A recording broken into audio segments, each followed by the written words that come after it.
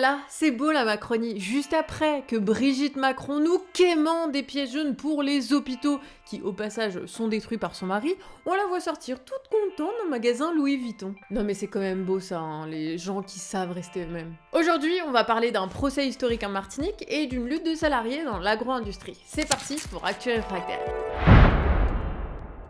Ce soir, c'est la fin des 2 jours d'audience dans le procès du R. Et pour celles et ceux qui savent pas, le R c'est Rodrigue Petitot, le leader du groupe qui a lancé le mouvement contre la vie chère en Martinique. Et puis il est emprisonné depuis le mois de novembre, donc on va tout vous expliquer depuis le début. Le groupe avec lequel milite Rodrigue, c'est le RPRAC, ce qui veut dire le Rassemblement pour la protection des peuples et ressources afro-caribéennes. Et ce groupe, il a lancé des grandes manifs et obtenu une baisse des prix de 8% en début d'année sur 6000 produits. Mais ça suffit pas du tout. D'ailleurs, le RPRAC a refusé de signer l'accord du gouvernement Barnier. Pourquoi ? Eh bien, parce que le RPRAC demandait un alignement réel des prix sur l'Hexagone et la transparence dans la mise en place des mesures. Et de toute façon, ça suffit pas, puisque les prix sont en moyenne 40% plus chers dans l'alimentaire. Donc bon, le gouvernement a pas réussi à acheter le RPRAC avec des négociations bidons, et du coup, il décide d'écarter le RPRAC des négociations. Mais comment écarter le groupe le plus important ? Le groupe qui représente la mobilisation ? Eh bien tout simplement en le criminalisant. Et l'occasion est arrivée le jour où Rodrigue Petitot a voulu rencontrer le préfet, accompagné d'autres militants du RPRAC. Il y a eu une vidéo en direct diffusée sur internet, et dans la vidéo, on voit un échange tendu, mais on voit surtout que c'est le préfet qui commence à crier sur Rodrigue. Et on voit aussi que c'est l'entourage du préfet qui porte la main sur Rodrigue. Et pourtant, c'est bien le R qui a été arrêté. Et il est maintenant en détention provisoire depuis novembre. Et ce soir se termine son jugement pour menace et intimidation envers des agents publics, violation de domicile, rébellion et incitation à la rébellion. Dans le tribunal, il y avait 3 autres membres du RPRAC sur le banc des accusés. Mais le procès des 3 autres membres du RPRAC, Glaudis, Mario et Florence, a été reporté au 31 mars. Et pourquoi ? Eh bah parce que le tribunal veut se concentrer absolument sur Rodrigue. Et ça pour une seule raison. Si la sentence n'est pas prononcée aujourd'hui, le R sera libéré en attendant la prochaine audience. Et du coup, on a une justice qui fait un travail expéditif pour garder captif un militant. Et c'est comme ça depuis le début de la procédure. Et oui, l'avocat de Rodrigue Petitot a relevé plusieurs nullités. Parce que le parquet veut tordre la procédure pour obtenir l'incarcération à tout prix.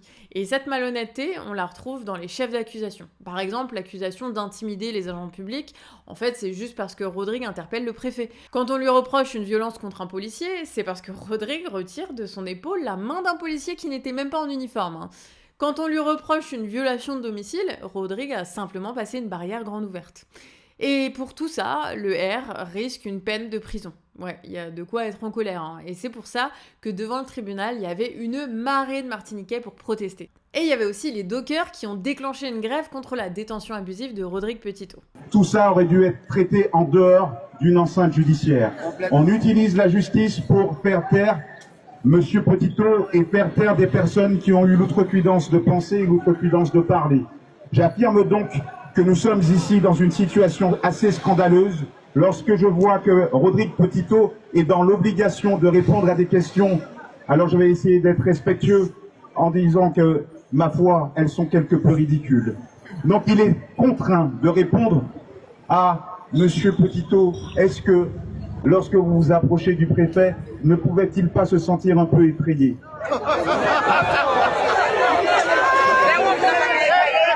Alors, si le préfet s'est senti effrayé, c'est tant pis pour lui. Mais si Rodrigue s'approchait de moi, je n'aurais pas peut-être été effrayé. On donne un maximum de force au R et à ses proches, et ouais, faut parler de ce procès autour de vous, parce que c'est une figure du peuple qui est en train de glisser au trou. Et puis force à tout le peuple martiniquais dans sa lutte contre la vie chère, le combat continue. Et nous, on va continuer d'être au rendez-vous pour vous informer là-dessus. Ce qu'on vient de raconter sur la Martinique, ça nous fait penser fort au mouvement de libération en Kanaki, Nouvelle-Calédonie. Justement, hier, un autre prisonnier politique était au tribunal, Christian Tin, le leader kanak emprisonné à Mulhouse depuis juin. C'est le leader du CCAT, le groupe à la tête des révoltes de mai de l'année dernière contre le dégel du corps électoral qui menace le processus entamé de décolonisation de l'archipel. Et Christian Tin, il a été déporté en métropole. C'est lui qui porte plainte pour diffamation contre Sonia Baquès qu'il a qualifié de chef terroriste. Sonia Baquès, c'est une militante anti-indépendantiste et ancienne secrétaire d'État de Darmanin. Elle avait appelé à foutre le bordel si les revendications des anti-indépendantistes n'étaient pas entendues. Le bordel, c'est nous qui le mettrons. Bon voilà, donc un peu comme aux Antilles, le mouvement indépendantiste en Kanaki s'est organisé par les réseaux sociaux, en particulier TikTok, qui a été interdit par Gabriel Attal pendant les révoltes. Le mouvement, il a été coordonné par le CCAT, le comité de coordination des actions de terrain, dont Christiantin était le président. Le CCAT, il a un peu pris le pas sur l'organisation historique du FLNKS, le Front de Libération Nationale Kanak Socialiste. Mais en prison, Christiantin, il a été symboliquement élu président du FLNKS. Et c'est à ce moment-là que Sonia Backès s'est indignée et a accusé le FLNKS d'avoir élu le chef des terroristes. Mais ni le CCAT ni le FLNKS ne sont désignés comme des organisations terroristes. Mais la décision du procès pour diffamation contre Sonia Backès ne sera rendue qu'en début 2026. Donc, que ça soit dans l'Hexagone avec les Gilets jaunes, aux Antilles avec le RPRAC ou en Kanaki, Nouvelle-Calédonie, eh bien on voit que les organisations des luttes sociales évoluent et prennent de court le pouvoir qui sait pas quoi faire à part nous tirer dessus et nous emprisonner. Allez, direction la métropole pour vous parler d'une autre lutte, celle des salariés de AGECO dans l'Oise. En fait, AGECO, c'est une des plus grosses multinationales d'engins agricoles. Et dans l'Oise, il y a 3000 salariés répartis sur différents sites que l'entreprise a achetés ces dernières années. Et les affaires vont très bien pour cette grosse boîte. Par exemple, si tu vas sur le site de AGECO, eh bien, ils annoncent 250 millions d'investissements en 5 ans. Et l'entreprise a même fait construire son propre pont pour relier les différents sites.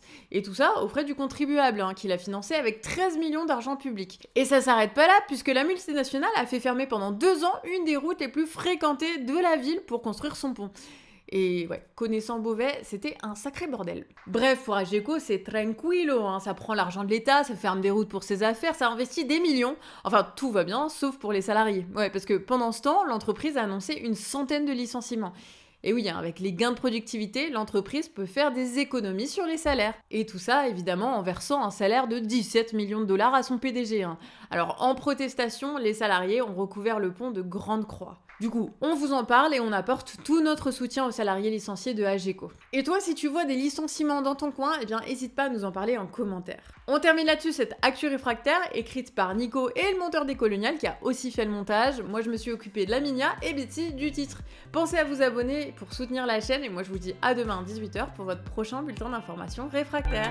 Ciao!